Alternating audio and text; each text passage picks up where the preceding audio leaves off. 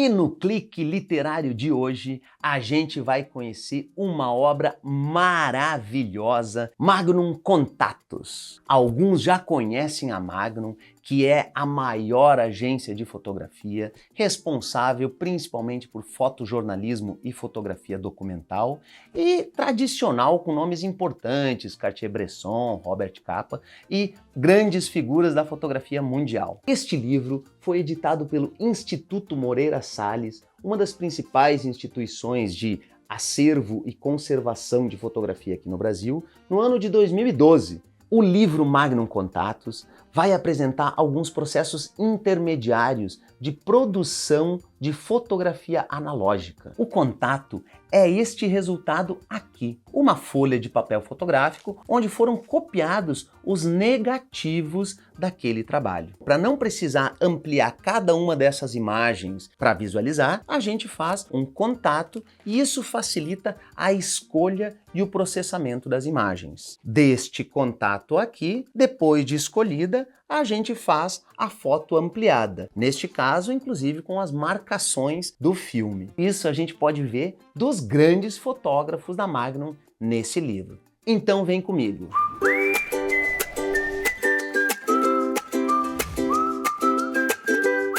O Magnum Contatus conta com este time de peso, fotógrafos super relevantes que estão organizados por ordem cronológica. Neste caso, as imagens escolhidas para ampliação, as imagens ditas finais, são essas, mas elas passaram por todo este processo. Nessa situação aqui, a gente tem marcações de número e informações do local. Foram feitas em 1940 por Werner Bischoff. Aqui, as famosas imagens de Robert Capa do desembarque na Normandia, aqueles filmes, inclusive, que foram perdidos desse grande registro histórico. Essas aqui são as 9 imagens que sobraram e que foram publicadas na revista Life, mesmo que prejudicadas pelo processo de revelação. Aqui a gente tem um excelente exemplo do fotógrafo francês Marc Ribot, que publicou muito esta foto aqui, o pintor da Torre Eiffel. Então, neste contato, além de informações do registro daquele momento, naquele local e tudo mais, nós temos aqui a sequência fotografada e as marcações do próprio fotógrafo ou eventualmente do editor.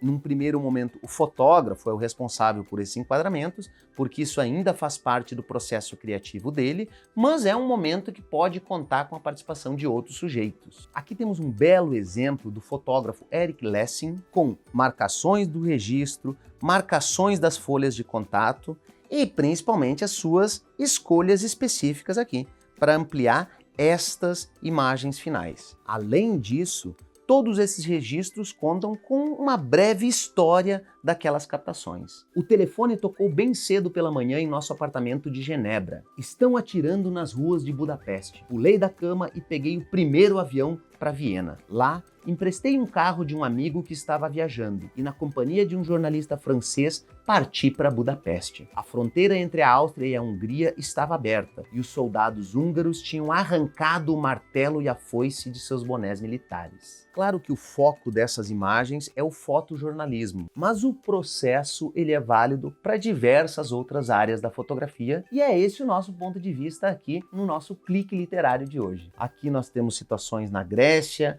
fotografadas pelo Manos, que resultaram nesta linda foto. Temos algumas celebridades também aqui, Che Guevara fotografado em Cuba em 1963. Che Guevara, um dos grandes admiradores da fotografia também, tem vários registros dele manipulando máquinas fotográficas, inclusive pedindo emprestada as máquinas dos fotojornalistas. Aqui Martin Luther King, fotografado nos Estados Unidos em 1968.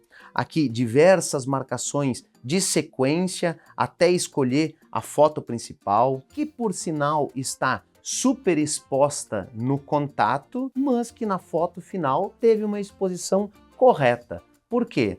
Porque o contato ele não garante a melhor exposição para aquele fotograma. Então a folha de contato é tanto uma maneira de facilitar a edição, a escolha das melhores fotos para aquele objetivo, rever um enquadramento, uma composição e também repensar a exposição, porque num segundo momento, apenas aquele negativo vai ser ampliado no laboratório de revelação. Já na apresentação desse belo livro, são trazidas algumas informações sobre o seu conteúdo. E olha só quem nos recebe aqui, ninguém mais, ninguém menos do que Cartier-Bresson analisando seus contatos. Em geral, a experiência de ver folhas de contato é algo íntimo, quase físico. Por representarem produtos intermediários e não o resultado final, elas são manuseadas na privacidade do estúdio ou da oficina de edição e jamais exibidas publicamente. O pequeno tamanho dos contatos exige a proximidade física, daí serem eles frequentemente escrutinados com uma lente de aumento especializada mantida entre a folha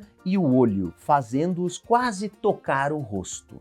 Anotações feitas com lápis de cera em diferentes cores indicam as observações pessoais. Ao longo deste livro, será possível ver quão peculiares elas são para cada fotógrafo e como o traçado físico da sua mão pode ser sentido no contato. É importante também levar em conta a complexa estrutura de bastidores que garantia o transporte, a edição, a distribuição dos filmes na era analógica, envolvendo uma rede de mensageiros especiais, editores e outros funcionários. Nos primeiros anos, se o fotógrafo estava em campo e não podia editar o próprio trabalho para distribuição imediata às revistas, os contatos eram muitas vezes editados por capa no escritório de Paris e Ernest Haas no de Nova York.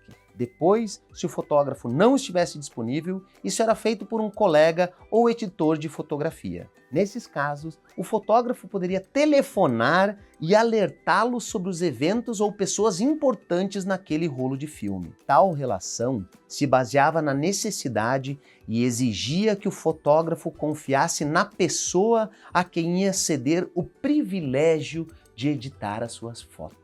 Alguns, às vezes, retornavam a esses contatos e faziam uma edição diferente para projetos pessoais, numa escolha menos vinculada aos interesses mercadológicos ou jornalísticos do tema, e feita com um olhar próprio. Ironicamente, quanto mais importante e demorada a cobertura, menor a probabilidade de que o fotógrafo participasse da edição. Cartier-Bresson aparentemente girava as folhas de contato em suas mãos, olhando-as de todos os ângulos a fim de avaliar a composição formal das fotografias e, sem dúvida, alarmando os fotógrafos submetidos a esse tipo de escrutínio. De acordo com René Burri, ele sempre punha de cabeça para baixo. Tornou-se uma espécie de dança. Estranhamente, ele não queria ver a fotografia. Em outro trecho da apresentação de Magnum Contatos, também é comentado sobre o processo digital, que, claro, não utiliza exatamente a folha de contato,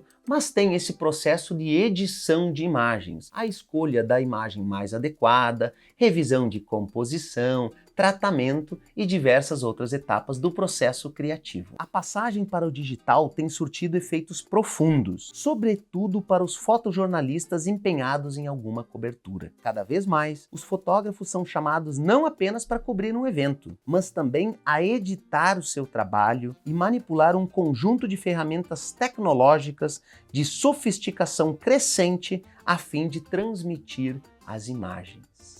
Será que os pesquisadores do futuro serão capazes de estudar arquivos digitais antigos, como estudam as cópias, as folhas de contato e os arquivos de papel? E como essa experiência fundamentalmente diferente em matéria de arquivamento influenciará os relatos a serem escritos sobre a presente produção fotográfica? E sobre o uso das folhas de contato como um objeto de pesquisa, de atenção mais detalhada, a apresentação também vai abordar. As folhas de contato tornaram-se objeto de pesquisa independente nas décadas de 1960 e 1970. Sem dúvida, o interesse pelas questões operacionais, evidente na arte conceitual durante esse período, extravasou para o mundo da fotografia. No entanto, o interesse pelos contatos também foi consequência do crescimento concomitante da educação fotográfica nas décadas de 60 e 70, quando as folhas de contato se tornaram ferramentas essenciais de estudo e de instrução. A maior atenção dada à fotografia nos museus e no mercado ocorreu ao mesmo tempo. Nesse contexto geral, o contato ganhou em relevância por ser emblemático do gênero, além de evocar a relação com o cinema, a narração de histórias e a tradicional fotonovela. Pela primeira vez, as folhas de contato saíram das oficinas e foram incluídas em exposições, publicações e até mesmo anúncios de livros ou espetáculos. Para alguns artistas e fotógrafos, elas se transformaram num meio formal, até mesmo em um produto final. Tudo isso e muito mais você vai poder conhecer neste belo livro Magnum Contatos, que foi o nosso assunto do Clique Literário de hoje.